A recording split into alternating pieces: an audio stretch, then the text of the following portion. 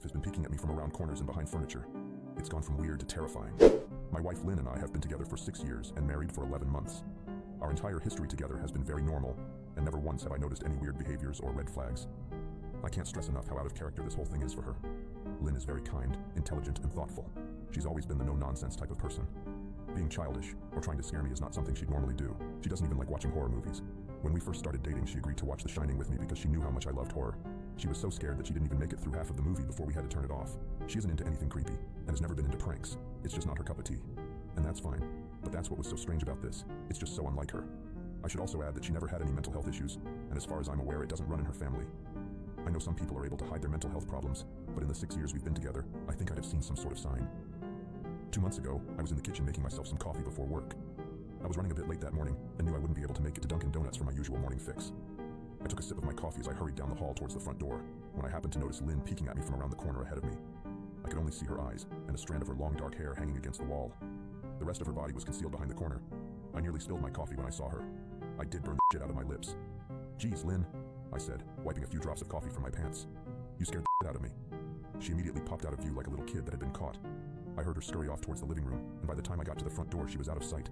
It was really weird, and just totally out of character for her, like I said, but I also found it kind of funny that she was being more playful and a little less serious. I shouted that I loved her and called her a weirdo.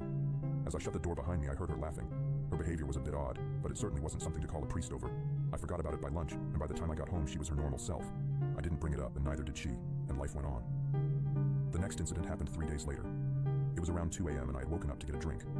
I was standing at the kitchen island, jug of OJ in hand, when I felt a strong feeling that I was being watched. For whatever reason, I looked down at the floor and saw my wife's smiling face staring back. She was peeking at me from the other side of the island, staring up at me with wide, unblinking eyes and grinning like the Cheshire Cat.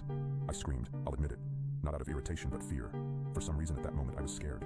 At the sound of my scream, Lynn scuttled backwards out of my view, her hands and feet smacking the tile floor as she hurried out of the kitchen on all fours. I didn't run after her, or even yell after her. I just stood there frozen in shock, wondering what had possessed her to do that. It took me a little longer than I'd like to admit to go back upstairs, but I eventually did. When I got to our bedroom, Lynn was lying on her side, asleep. Or at least pretending to be. I stood there for a while, watching her breathing to be sure she really was asleep. I had the feeling she might jump out at me the moment I got into bed. But she didn't. I climbed into bed and she didn't even move.